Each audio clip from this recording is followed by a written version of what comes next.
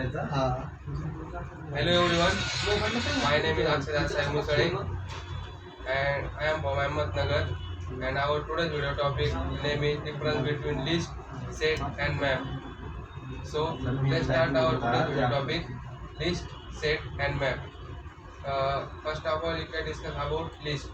The in list, list allow the duplicate value in list interface.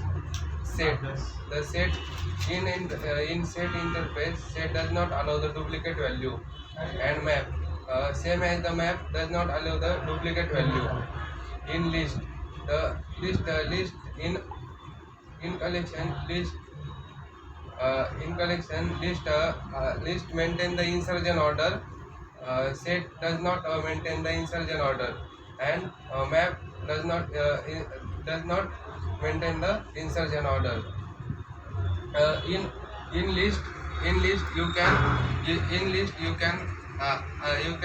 allow any number of null values, but any number of null values. But set you can you can add only one null values in set. And map, you can add only one null values in map. uh, in map, in list you can add the element in list. You can use the you can use the get method to add the specific element in list. In list, set, by using the collection you can add the element in set. Same as the map, use the collection to add the element in set. The use of the list, the use of the list, the main purpose of the list, you can add the frequently element in list. The use of the list. Set, the use of the set, you can the use of the set is the use of the set is the you can add the value and key in set. And maps in map, map can be store the value key and values.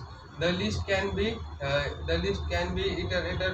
List can be frequently to the list iterator. Set can be used the iterator. And map always use the iterator.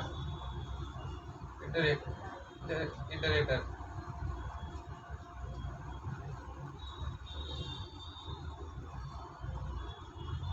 So in this video, you can discuss about the difference between the set, link, list, set and map. So thank you so much.